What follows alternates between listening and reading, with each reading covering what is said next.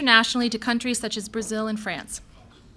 And it gives me great pleasure this evening to introduce our speaker, Mr. Jeffrey Dougan. He is Assistant Director of Community Services for the Massachusetts Office of Disability. He's been with the MOD since 2001, and he works closely with the Commissions on Disability, Independent Living Centers, and many state agencies for better inclusion of people with disabilities throughout Massachusetts. Mr. Dougan has presented over 150 emergency preparedness education programs to nearly 6,500 people. These programs have distributed over 5,000 Go Packs and more than 8,000 planning guides to help people understand their planning needs. Thank you. Good evening.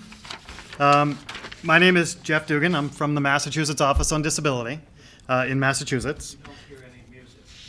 We're a state agency that it's housed within our Administration and Finance, and we are the state's Americans with Disabilities Act coordinator.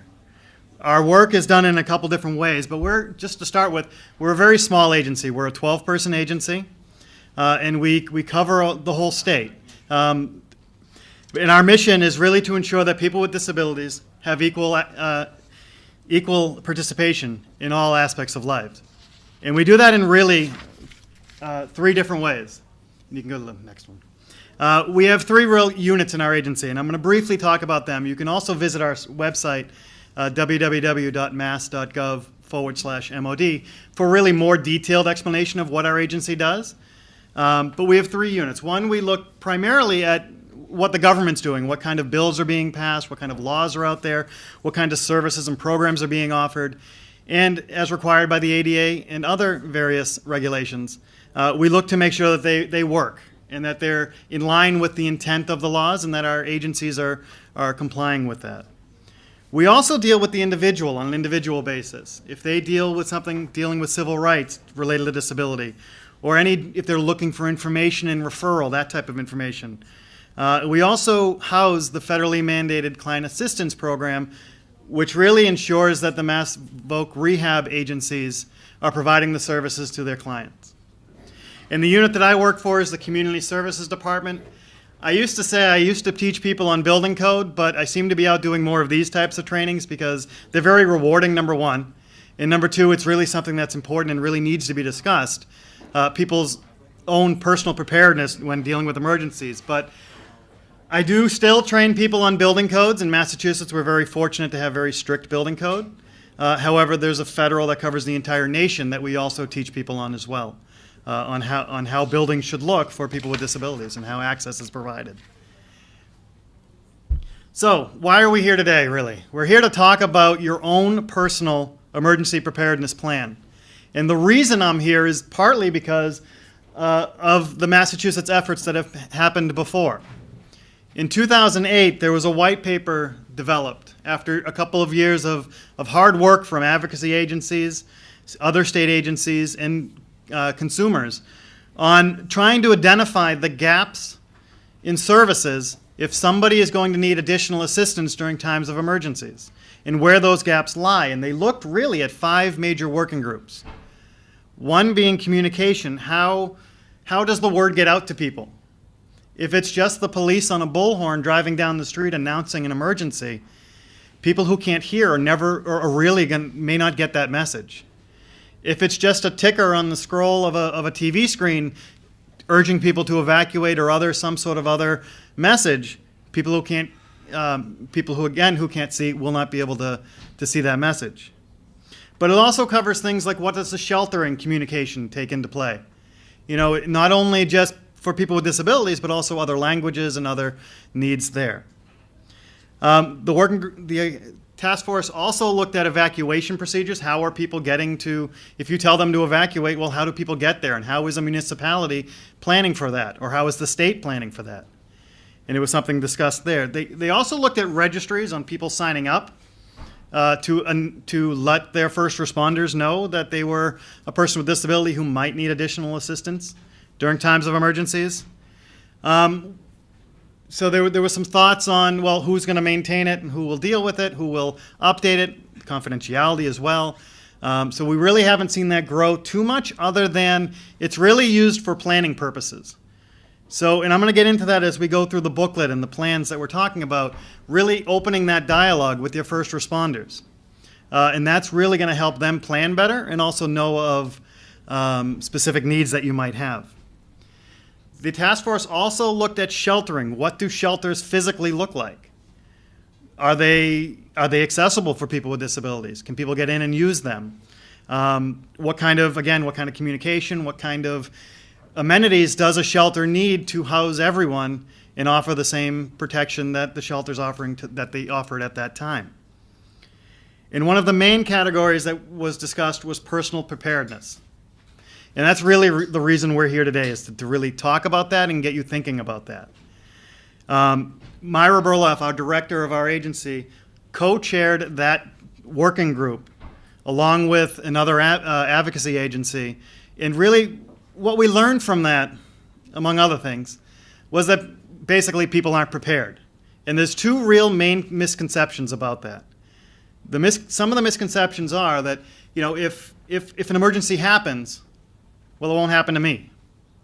And if you're very lucky to say that, you're a very lucky person indeed, if something doesn't happen. The other misconception is, well, okay, if there's an emergency and it does happen to me, well, then my first responders will take care of me. I'll be fine. They'll take care of me. At that time in 2008, there was a real miscommunication between people with disabilities or people who might need additional assistance during times of emergencies and their first responders. The first responders kind of, and I'll be honest, kind of thought that people with disabilities had their own network set up. And if there was an emergency, they're going to rely on their networks and they'll be fine. On the reverse of that, people with disabilities were thinking, well, if something happens, my first responders will be there for me. So there was that big disconnect and miscommunication that was happening, which led to part of this the white paper being done. So this was done in around 2008. And it is available on our website. And it was a result of a lot of work of other state agencies as well as advocacy organizations. But what came out of it was our initiative that we're pushing now, is trying to get people with disabilities and people to think about their own personal planning, because that's really going to be the first step in this whole process, is becoming more aware and more prepared. Hopefully everyone has a booklet called from the Disability Policy Consortium, the Personal Emergency Preparedness Guide. And I just want to start with, there are so many tools out there that will get you thinking about and preparing for an emergency. And finding really the right one that works for you is going to be the crucial part, because they cover pretty much the same stuff. It's just the way they ask it and the way that you think about it. Some do it in 200 pages. Some do it in 16 pages, which is what this book will allow. And it really starts to make you think about some of the other, it really makes you think about what you need to think about as a plan. And I'm going to go into that a little bit deeper. Before I go into the booklet, though, I want to point out some of the critical pieces of the planning process, and I really can't reiterate this enough. You're going to hear this over and over again. It's really, you need to create your own personal plan. And there's levels to that, and I'm going to get into that. But there's levels of what you can do and what you need to prepare for, and then what may fall back to some first responders who you need to be made aware of. But you also need to work with others and incorporate the collaboration and plans. If you have, you need to really create that network, that personal network that will assist you if there's an emergency. And then once you've developed it using either this booklet or some other booklet, you need to practice your plan. So let me kind of give you an idea of an emergency and how it grows. First of all, if there's a small emergency that impacts just you, well, you might have to deal with that. If you cut your finger or something like that, you or a family member or maybe a personal care or something that might assist you with that. However, if there's a larger event, and you or your family members or your personal care attendants can't help, or someone related, family, friends, can't help you, that's when your local first responders get involved. So let's say a small fire or something like that where you're not able to handle it yourself. Now, if there's a large enough event, it moves up. your first responders only have a set amount of resources. So they reach out to the other neighboring communities as a mutual aid agreement. And other agent, and you primarily will see this when you see an out-of-town fire truck driving down your main street. They were probably assisting in something in your town. And it's vice versa, it works back and forth. So if it grows, well, then the mutual aid agreements come in handy, and other surrounding towns will help out. And as a larger process happens, if those mutual aid agreements and the local communities can't help it, that's really when the Massachusetts Emergency Management Agency gets involved. And that's a large state agency that doesn't have extra people to help with it, but they know where the resources are in Massachusetts to link them up to get them to the emergency that's happening. So like the tornadoes was a prime example that we had out in Springfield, the ice storms, they called in other resources from like Eastern Mass or Western Mass, and they dealt with the ice storms in Central Mass. Now, when it's something that's too big for Massachusetts to deal with, that's when the Federal Emergency Management Agency is called in. And there's a process here.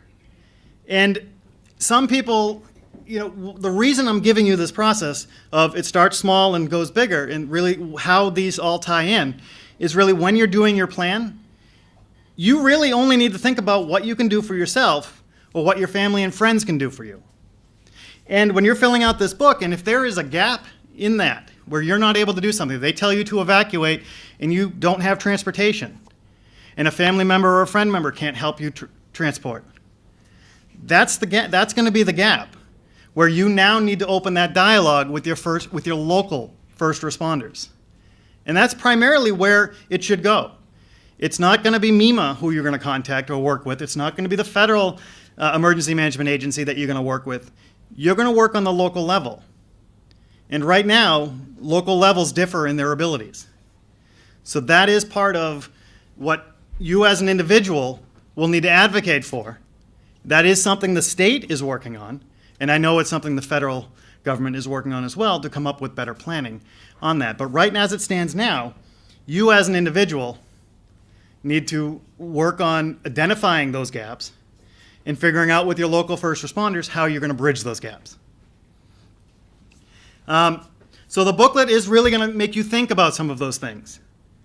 And it offers ideas. Again, there's many different materials out there that will offer ideas and get you thinking about what kind of emergencies can happen and what you might want to do to better prepare for it. We're going to talk about a Go Pack in a few minutes, or in a little bit, about essential emergency supplies. But the booklet really, so let me start with the booklet. Your support network. The first thing you probably want to deal with is figuring out who you can have as an out-of-state contact. Do you have a family member or a friend that doesn't live near you, that is either a state away or further? That person then becomes, with your network, the central contact point. So if there is an emergency here and you're impacted by it, you and your loved ones or network can call that one individual and give updates. You're making one call now to your out-of-state contact. You then would relay information there, and everyone else would check in there.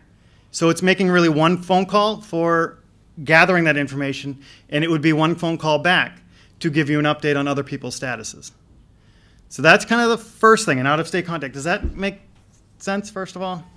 The out-of-state, if something's happening with you, those people may not be impacted, so it's a way of communicating and unburdening the phone systems. The cell towers are usually highly impacted by large emergencies. The phone lines are sometimes overcrowded. When there's an emergency, everyone calls their loved ones to see how they're doing. That first out-of-state contact is at least one step in helping with the communication aspect. Now, before I go into shelters, well, not me physically going into shelters, but before I talk about shelters, while it's, primarily at these meetings, the first question is, well, where's my local shelter, my closest shelter? And I really want you to think about it, because this booklet asks you that very specifically. Where is your closest shelter? While it's good to know on a general thought process, a general idea of where it might be, like let's say a high school might be the default shelter. During an actual emergency, that may not be the one that they open.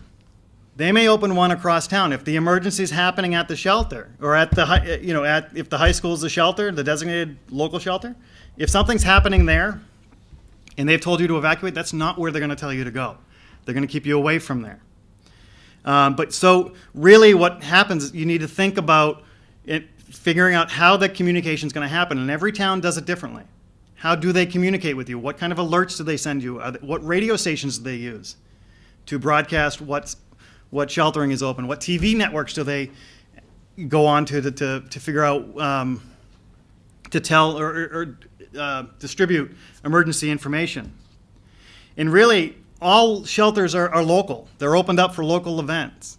Unless there's a large-scale event where regional shelters would be set up, and those are going to be pretty permanent, but depending on where the emergency is, they're going to pick one of the, I don't know, maybe they have 10, I think, in Massachusetts.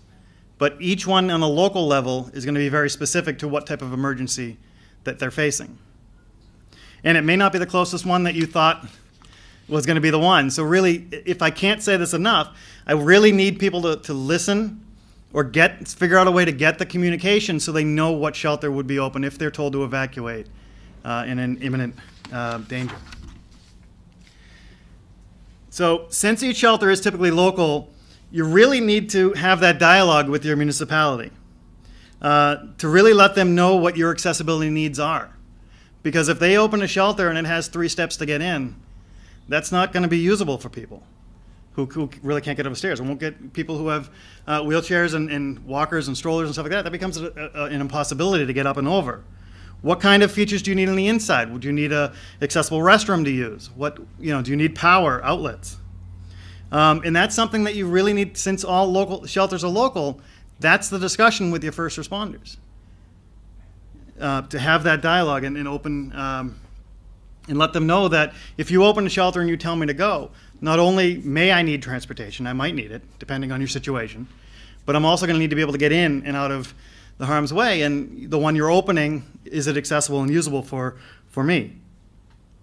If you use a service animal as well, shelters, at least in Massachusetts, and I believe it's nationwide, will allow service animals into those shelters. They may not allow pets, because pets, that's a different discussion at this point, but service animals stay with their owners, and they are allowed into the shelters. If you need power to charge a wheelchair or other medical device, that's something you need to have that discussion with your first responders, your local first responders. Some of the other considerations would be medications. What kind of medications do you take? Having a list of that. For example, if you go to a shelter and they're looking to resupply you with some of your medications, and you say, I take a small little white pill for high blood pressure. There's about 15 or 20 small little white pills for high blood pressure, and what works for one individual doesn't work for the other because of chemistry and how it works. So the idea would be to log your medications. Write down the names of them, the strengths, even who prescribed it. This form is pretty, if you go to the next one, this one's pretty thorough on it. Or, you can actually go to your pharmacies, and if you are consistently getting your prescriptions at pharmacies, they can print it out for you. And if a medication changes, to update it, so you're not looking at old data. So this planning that we're going to talk about and are talking about really is a constant process, a constant update to think about. You can keep it on that one. Oh, can you go back one? Yeah, thanks. If you go to a shelter with your medications, if that's what you are needing to do at the time during an emergency, keep the original bottle or container. Don't show up with a nice baggie full of medications. They want it in their original container just because you're entering into a sheltering type environment. So medications really need to come in their their prescribed bottles, which would have the doctor's info, the medication info, and stuff like that, so they can verify that it's actually the medication that's coming in. The writing down and the recording of this also helps you remember during an emergency. During emergencies, it's a very stressful, it's a very stressful time. Some people have different reactions. One could be that people are eager to help and able to, they're motivated to help and all of that. other people go into shock based on what they've experienced. And when you go into shock, there's a tendency for people to shut down and not really be able to communicate as effectively as when they're not in shock, obviously. So having this information plus others that are listed, that we'll go over in a minute, having them written down is really a critical piece if you're not able to communicate to your first responders. Plus, if you take multiple medications, it's really hard to remember all that you take, and maybe even the generic names that are there. So if you have medical concerns, again, there's another sheet in here that talks about a list of any tests or treatments that you take on a regular basis. This list will really assist your first responders if, again, you're unable to communicate your needs. And like I said, during emergencies, people really tend to have two different reactions. And just making a list not only makes you think about what conditions you might have, it also makes it when you open that dialogue with the first responders, your local first responders, to bridge that gap that you may be when you're doing your planning. This is going to help facilitate the discussion. If you use medical equipment, list the model numbers, the equipment type, and vendor contact info, because if you are separated from your equipment, there are many different versions of the medical equipment out there. Wheelchairs, if you just, as that for an example, there are about 100 and something different types of wheelchairs. And what works for you, that's the reason you have your wheelchair, because it's individualized and works for you. And if you get separated from that, knowing at least what information you had, or of what you had, would either help you get reunited with it, or it will help with the replacement process. So writing down, not just your wheelchairs, but your walkers, other types of medical devices that you have that information, because during emergencies, the emergencies are relatively over pretty quick, relatively speaking. It's the getting life back to normal. That's the hard part. That's the long part. And anything you can write down here in other important documents also that we'll get to is going to help in that recovery process. Because to get life back to normal after an emergency can be almost impossible. It's a long process. And anything you can do to better prepare is going to help you through that process. Not only the emergency that happens, but also in the recovery process. So other things, and I don't know about you, but I know I live by my cell phone. If you asked me to call my parents right now, and you give me $1 million to remember their number off the top of my head, I couldn't, because it's in my cell phone. My cell phone knows. However, if there's an emergency and the power goes out, and after a certain amount of time, my phone's going to lose its battery, I'm going to lose all of that vital information. I'm going to lose their contact info. I'm going to lose other contact info, such as other loved ones, during that, loved ones, maybe my network, if I have a network of supporters that will help me. Phone number to my bank, phone number to my insurance company, phone numbers to my credit cards, and other things. Those are numbers that are going to become critical during that recovery process, and potentially during the emergency.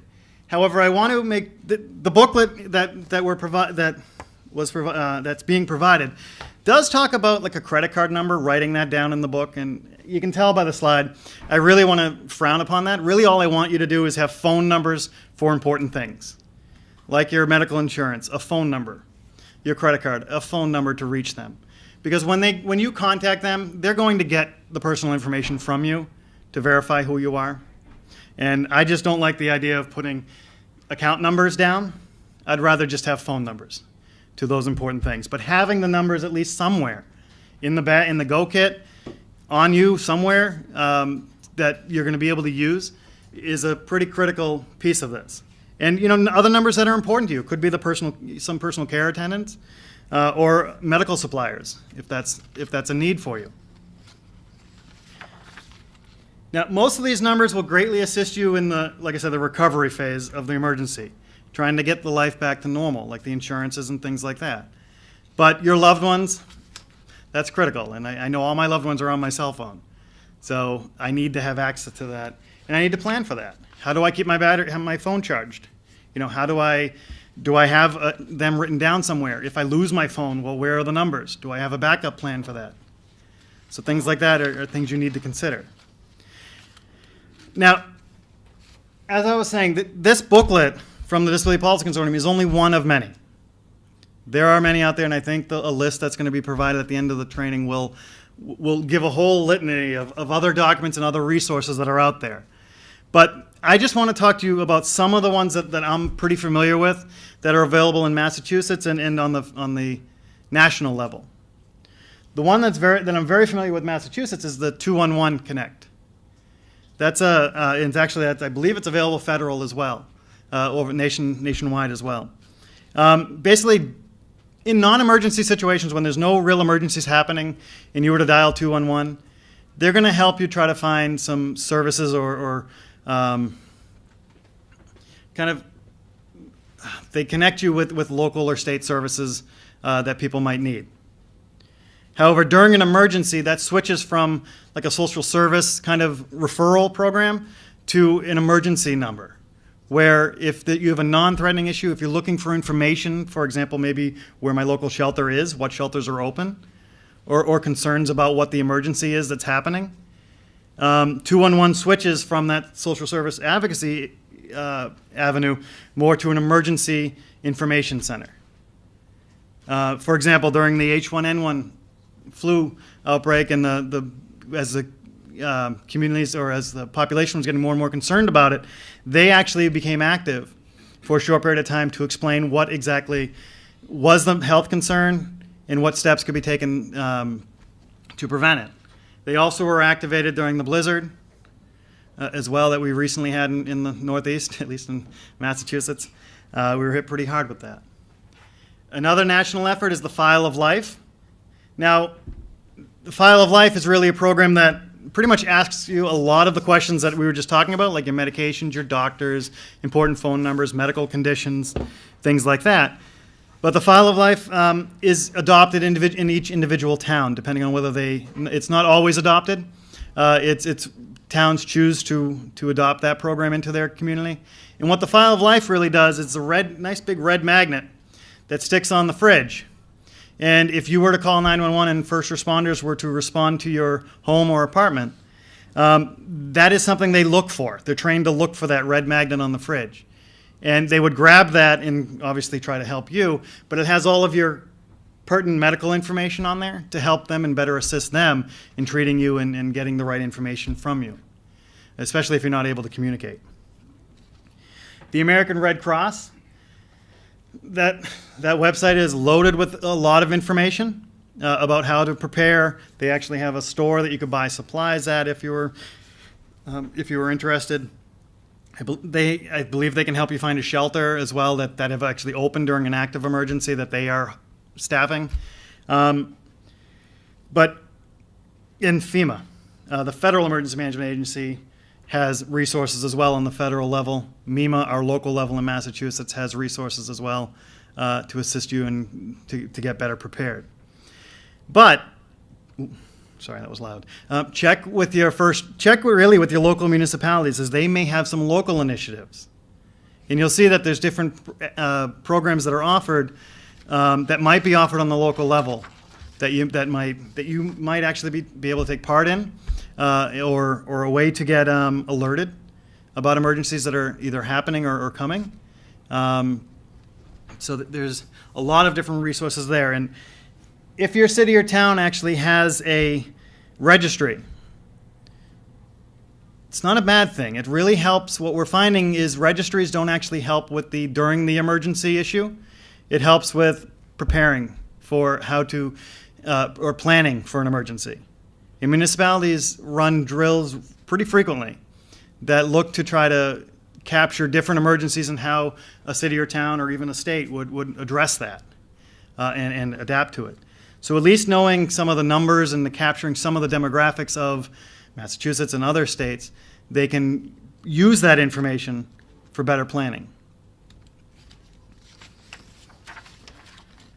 So really, and I'm going to say this once again, you really need to think about and use one of these resources to get you thinking about your own personal plan, what you can do for yourself, what family and friends might be able to help you with, or maybe your local support network can help with you. If you find gaps in your planning, that is where your local first responders need to hear from you. They need to know so that they can better and adequately prepare. Transportation's a big one. If you're told to evacuate and you don't have a vehicle to transport you, you don't have a family friend or a loved one that can help you, then it comes down to your local municipality. How will they plan for that? And how will they try to help? Because that's what everyone, they want to help, but how will they plan for it in that situation? So that's part of the planning process. But there's also the process of getting a kit ready, an emergency go kit. And I want to spend a few minutes on that before we do get to questions and answers at the end. But a go pack is something, and the name is really grab and go. The idea is if there's an emergency and you need to evacuate pretty quickly, the idea is that you will grab the bag and go, and it's going to have some critical information in here, probably a copy of the booklet you filled out, put in here, as well as essential emergency supplies that might help you during an emergency that you might face. And both the federal and state agencies really recommend that you have a 3-day emergency supply kit. 3 days of food and water, 3 days of other medical supplies that you might need. And this is really a minimum time frame that they talk about, depending on what's happening. But what the basic starter kit really gives you a 3-day supply of some of the basic items. So, just want to make sure you can hear still. So some of the basic starter items that we give out in our programs, we do give out a basic first aid kit for Band-Aids, antibiotic cream, and other types of bandages. The idea would be that if you do use something in this, let's say you didn't have Band-Aids at home and you go into really this should be the kit of last resort. Don't use it until you really need it. And then if you do use it, please refill the items that you've decided to take out of it. Because when you need that Band-Aid during an emergency or the antibiotic, the antibacterial cream, you're going to wish you had it. We do give, and these are kind of the small items. I'll work my way up to the big items. But we do give a couple of Kleenex containers.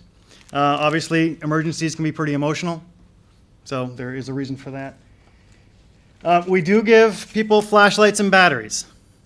Now, this is a pretty generic flashlight.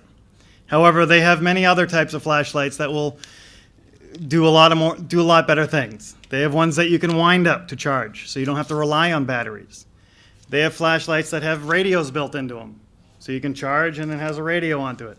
Unfortunately, what we give out is just a standard flashlight and battery, because we couldn't afford the flashlight with the recharge on it. But a flashlight and a battery is a pretty critical piece. We also give emergency ponchos, or emergency blankets, I'm sorry.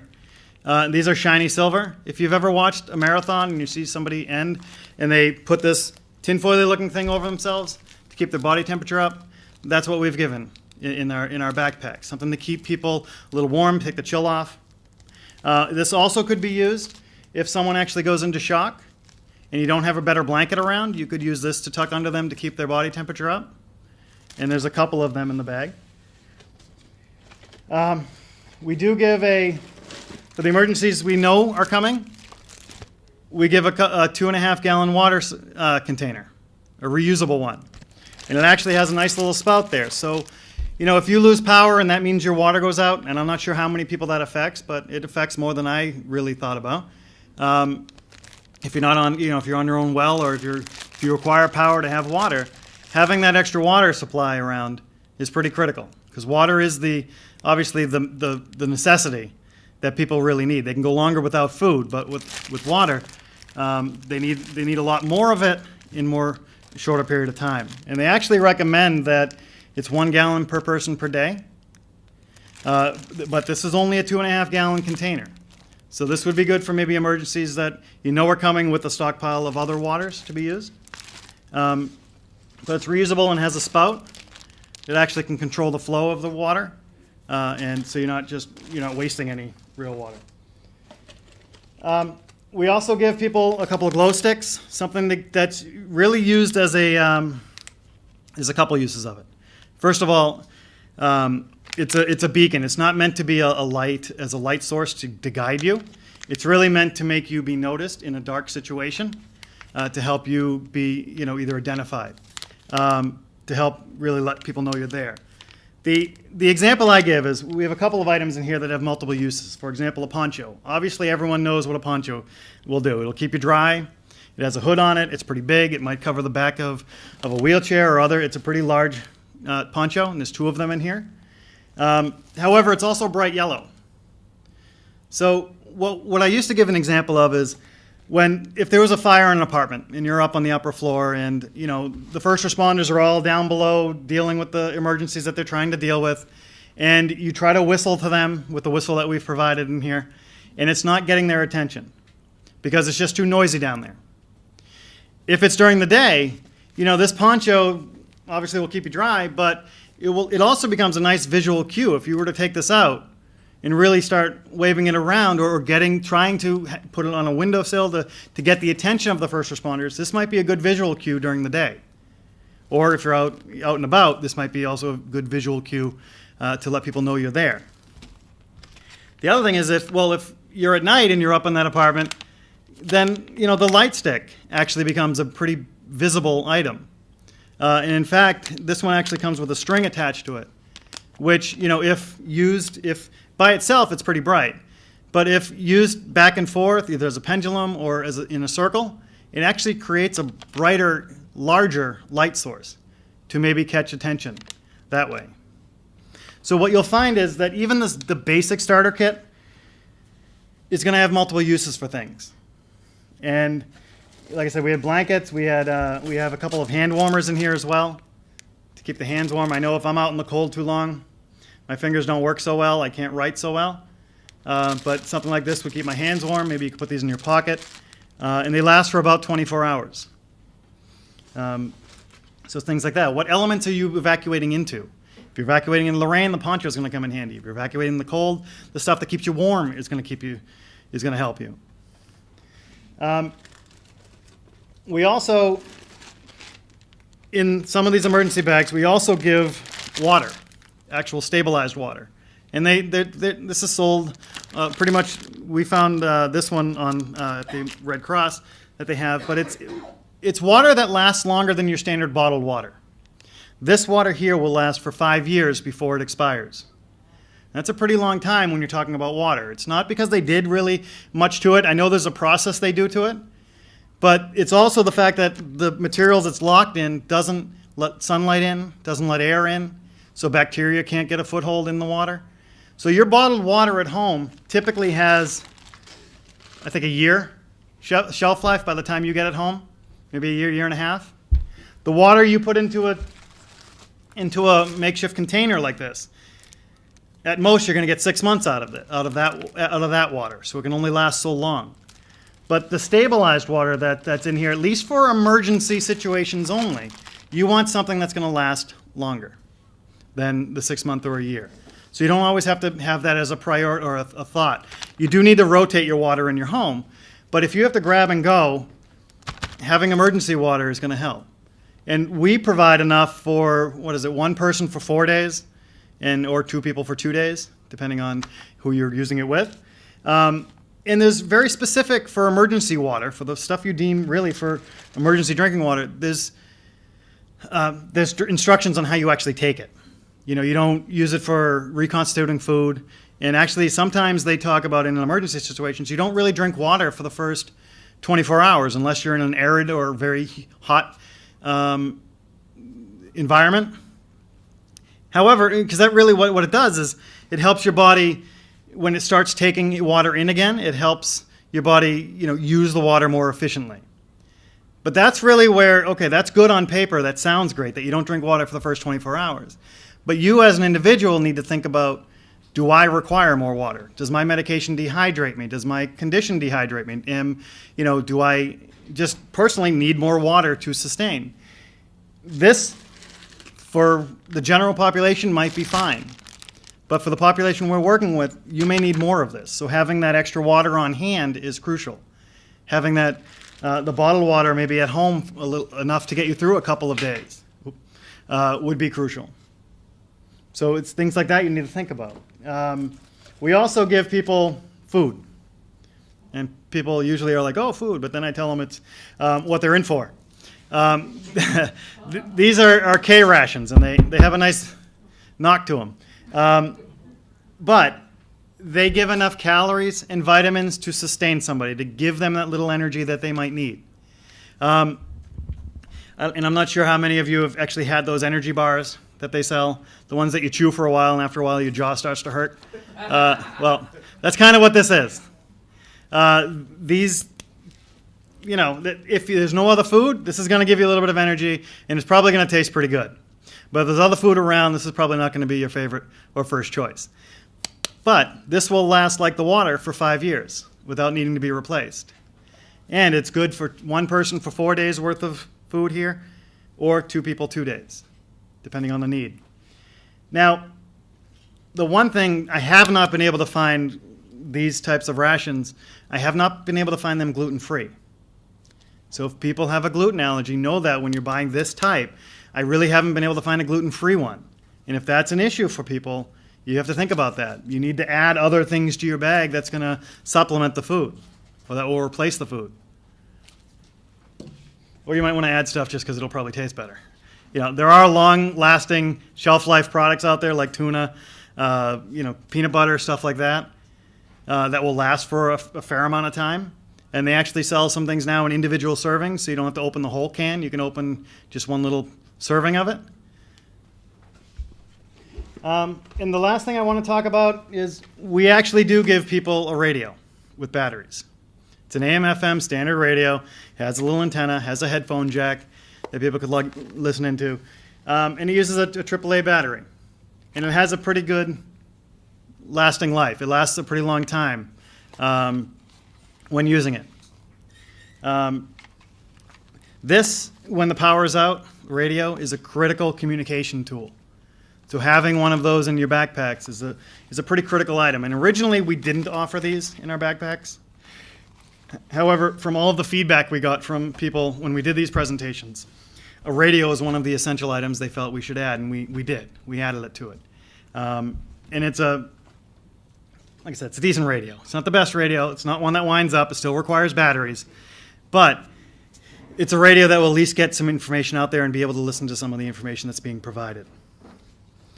So again, really, this is a basic starter kit. You take that type of kit, and now you need to modify it for your own personal needs. What are your needs? What do you need? Maybe, you know, if you're going to put canned items in there, well, get the ones you can easily open, or someone can easily open. Maybe a manual can, obviously, if you put cans in there, put a can opener as well. That's one of the leading causes of injuries during an emergency is people trying to open a can of food with not a can opener. So, so if you put other foods in there and you need a special device to open it, well, put that special device in the bag as well, at least an extra one of it. You know, clothes is an important part as well. If it's the winter time, put a sweatshirt, put some socks or something in there that will keep you warm if you're told to evacuate during the cold. If it's hot, put something lightweight in there as well. But that's stuff that you need to think about as the season changes. You know, if you still have the summer clothes in here as a change of clothes and it's now the middle of February and it's really cold out, those lightweight clothes will give you a little help, but they're not going to really be the solution that you really were thinking of when you were making that bag. You know, maybe if you have an extra grabber or a reacher tool, have one of those around as well that you could be able to get to. And, you know, sheltering happens in 2 different things. One, you may be sheltering in place. You may be staying home during an emergency. Or you may be going to a shelter. So you need to really think about both of those avenues. Do you have extra, you know, durable medical equipment that's out there? Do you have some of that stockpiled a little bit in case you're told to stay at home and it's really bad weather and the vendors aren't going to be able to get you the supply?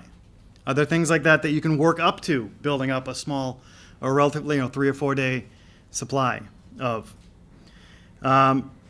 Or if you're told to evacuate, can you put some of that extra supply in an easily transportable container, maybe like a Tupperware thing that someone can grab and move out with you, along with your backpack, because that stuff probably won't fit into a bag once you add all of the extra items into it. You'll probably need an additional container, but put that somewhere where someone can get to it if you have time. You know, when they tell you to evacuate, it may not be immediately. It might be that they're opening up in case you need to, and if you decide to evacuate, then grabbing that extra stuff wouldn't be an extra step. If you need to evacuate immediately because of a life-threatening issue, I guess get what you can and leave what you can't.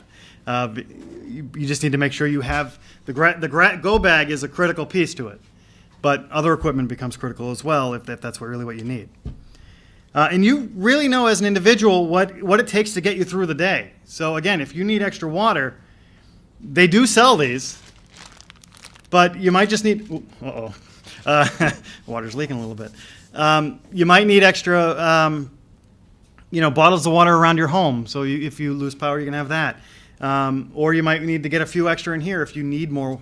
If you need more water to get you through the day. But you really need to plan for that, whether you plan to shelter in place, if that's what you're told, or if you're told to evacuate, and really what your decision is. You really, that's part of the planning process. The other piece that I want to talk about is the important documents. Now, the booklet that I have been showing you has a laundry list, if you go to the next slide, of important documents that you should have somewhere. They actually tell you to put it in your go pack. That's a lot of information to put into a go pack that's easily available. So my thought would be, do you have copies of it somewhere that's safe? Is it either a safety deposit box, maybe a family member that you can trust fully, that you can give an extra copy of, maybe a birth certificate, a copy of some of your important paper documents, because that's something that people forget about a lot. They have the go pack with all these wonderful little knickknacks here that will help them get through it. But when they go to look for that important document that they had, they no longer have it because they didn't have a copy of it, or now they need to try to get a replacement of it. In your go pack, you at least, at a minimum, want to have a copy of your photo or of an identification card to help really prove who you are. And again, I'm really not sure if all of these items would make it to your bag, but it really should be somewhere safe, whether you scan them and store them digitally somewhere safe, or a photocopy of them somewhere else, either a safe deposit box or other, maybe a loved one. But you probably want a few of them as copies of important things obviously in a waterproof container that you might be able to get to pretty quickly. Now, there are many ways to get involved, at least to not only just to reach out and let your first responders know that, I might need, if there's an emergency, I may need additional assistance. Obviously, that's something you need to do very proactively. But there's other avenues you could do in volunteering. The federal agent, FEMA, offers something they call the Citizen Corps program, and there's many other organizations out there that offer volunteer activities. And really, that's also a good thing to do to help you prepare, because you're not only helping you prepare, but you're also helping your first responders in better planning, in more awareness, as well as getting involved in your local community. These go packs, before I get into the federal programs, these go packs are not only going to help you, though. They're also going to help your first responders and your emergency responders. They're going to help you because they have supplies. But they're also going to help maybe your neighbor or someone else who wasn't as prepared as you, because that's where the responders can use their resources and not have to use them on you because you've properly prepared. So you're not only helping yourself, but you're also helping others and helping your first responders in those situations. So FEMA has a few, if you go to the next slide. There's a few programs out there. They all differ. Some deal with evacuation help, some deal with fires, obviously some deal with police. This again will be available on the as a link on the materials that are handed out if you're interested in any of it. But part of it comes to people being very vocal, letting their needs be known to their local community at this point. because that's really who's going to be there. The first line of help is going to be from your local community. And opening that dialogue is the critical piece. So, I know I blew through a lot here, but I do want to open it up for some questions, if that's a possibility. And I believe there's a mic that's going to come around. Oh, okay, yeah. Sorry. You're working. Oh, my name is Rosemary Larkin.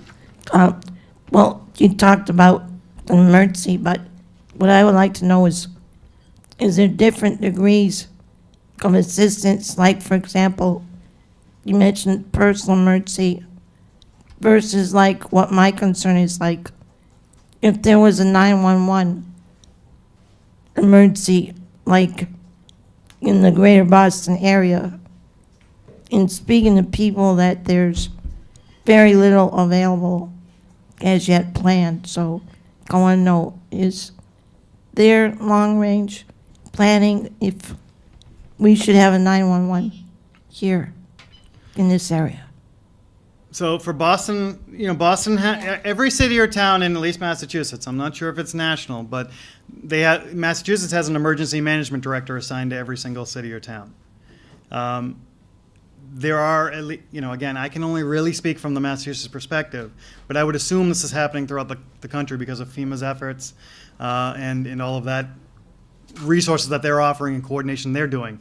But in Massachusetts, I know Boston is proactively doing their planning, doing the best they can to prep for an emergency in that, in anywhere in that community. If it's Boston-wide, that's a large-scale event. That's going to be more than just Boston affected. That's going to be other surrounding communities, and it's.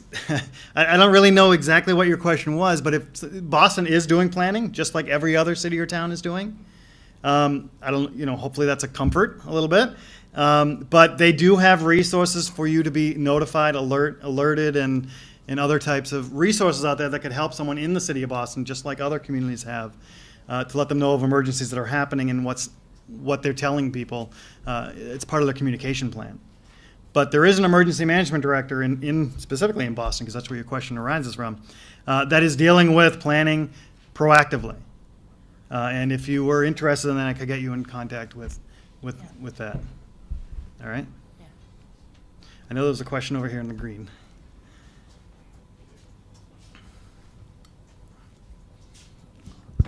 Thank you. If you're on medications and you get them from one of those pharmacies that's part of a chain, like there's multiple stores that have the same name on them, I know that some of them share the computers that store what your prescriptions are. The local ones would clearly be down if there was a local power outage, but are those areas big enough that in most emergencies somewhere that computer would be up? Or what has been the experience with that? That's actually a good question. I'm not quite sure how large chain your pharmacies compared to your local. Well, I'm not going to get. I know, but like your large-scale pharmacies that have a large corporation, and that compared to your mom-and-pop pharmacies. So, I would assume that the larger-scale ones have a backup system that, since they're able to communicate back and forth, because they are able to communicate back and forth while the power's on. I am assuming that if one goes down, it doesn't stop the other one from doing their work. Again, that is a big assumption because I'm not fully into their world on their prescriptions. That's why when I talk about it, just getting a printout every time you get a prescription refilled isn't a big ordeal for them because they just have to hit the print button. And therefore, you're walking out with your current list of medications that you take. So would it be a good idea for people to ask their pharmacy what their emergency preparedness is, in addition to getting the printout? Well, in all honesty, I'm not quite sure it's our worry at this point. As we're planning and doing our planning, I don't think that's a worry for us to really have to consider. What we do need to consider is, what are we taking? They are planning, don't get me wrong. And some municipalities have agreements with some of these pharmacies that's where they're going to go to get their medications if there's a drastic need for it. But as for us planning or doing our own personal planning, we just need to know what we take. We don't really need to worry about how they're going to react to having their system go down. Yes, it's important if it's if it's the whole chain that goes down. Well, that is a problem. But my thought would be that they do have disaster recovery plans in place, just like most corporations do. All right. So come back. This doesn't pertain to me, but I didn't hear any consideration for anybody who has pets and or service animals. What if you had a service animal or a pet and you were going to a shelter where you had people who were afraid of dogs or pets? Is there any documentation or anything that covers that area? There's a lot of work on the local level that's happening with that right now. So service animals, I did mention it briefly, saying that if you go to a shelter with your service animal, at least in Massachusetts, you'll be allowed in. That's because the service animal is an extension of that individual. They really can't be separated. Now, if there's someone there that has an allergy to the dog, that's still not enough to say that you're not allowed in, because based on the degree of the allergy, they may need to either move that person somewhere or move, depending on what the circumstances are, move somebody to a little bit further away from that individual because of it. And I'm glad you brought up the pet-friendly shelter idea, because a lot of municipalities are grappling with that. A lot of them actually have enacted it, but some of them are still on the fence there about what do you do with your common pet, your common cat, not service animals. Service animals is kind of an ended discussion, because it's implied that when someone shows up to a shelter with their service animal, they're getting into that shelter. The issue comes when people show up with their non-service animals and what happens there, and that's right now on a municipal by municipal effort. And I agree with you that it's such a big issue of really because what happened in Katrina. People stayed home, didn't evacuate because they didn't want to leave their pets. And they paid they obviously the high cost, they paid with their life. So that is a real big discussion, but right now it's on a local by local level. If the state were to open up regional shelters, that's a different story, because that's a state has control over those shelters, and I believe there are pet-friendly policies and practices that are being implemented. But on the local level right now, it's up to each individual municipality. But I really want to make sure, and you were clear on it, I want to make sure there's a difference that people know. Service animal and a pet is two different concepts. Your service animal is an extension of the individual that does a service or an activity or offers a service for that individual who is under its control. A pet, that's a whole different animal. That's just a companion, one of your, it's part of your family, I understand, but it's also, it's not being treated as a service animal. A red vest on my dog. Right. So are there any other? We do have some questions from webcasters, and one is, are first responders trained to help transfer paras and quads from their beds to their chairs if they're required to be evacuated from the home? That I don't know. I personally don't know. It's a good question. I would think that depending on, what type of first responder, whether it be, if it's an EMT, they probably do. If it's a fireman, they may know how to do the fireman's carry, but they also need to be considerate. First responders are really still learning themselves on how to interact with people with disabilities or other things. They're still trying to bridge their own gap. However, they're making leaps and bounds. I do not know an answer about that. One of the handouts was for first responders, and that is posted to our website. The tips for first responders. So yes. It might be addressed in there, but I can look for that and Yes. circulate that to everybody as well. Yeah, that is actually that is something when we're doing our. And thank you for bringing it up, reminding me. During our trainings, when we have first responders in the room, we actually give them the tips for first responders, and that's really how it helps them understand how they would interact with people in an emergency, how people with disabilities in an emergency. It's not meant to be a general, every day to day, this is how I would interact. It's really intended for emergencies, and they do actually discuss how you might carry somebody in one of those things. And they talk about how to communicate with people, using pictograms, using pad and paper, stuff like that, that in an emergency, you need to communicate pretty quickly, you need to react pretty quickly. And I've been well received with those ones from the University of New Mexico. And that is posted to our site, so everybody has a copy of that and available to them. And then another question is, how can people on the webcast get a Go Pack? There are a million different venues that you can get these. Well, and you most likely are going to have to pay, depending on whether you can make it to one of my trainings and you're a person with a disability. That's who qualifies for the bags under our grant. I know, and I don't like to really give out too many vendors, but I know the big box stores during hurricane season, they start to sell these types of bags. I know the American Red Cross sells them. That's where we originally got our bags from, or where we get our bags from. Really, you know, you can make your own, first of all. It's not a big, real list, but some of the box stores during the hurricane months or the bad season months, and I know the American Red Cross, and I'm assuming there's many others. A nice, easy Google search will probably give you a laundry list of locations. But if you're looking for a physical place, you might even try an Army-Navy store, you know, for physical type of stuff, because they have some really good, useful tools that could be used during an emergency that you probably wishing you had when you really need it. So, We'll Google the complimentary bags. complimentary. That's a different story. Unfortunately, right now I know that I'm doing it. I'm not too sure of other, at least in Massachusetts, that are doing it as well. Great. So, Thank you. Yep. I know there was a question from the audience.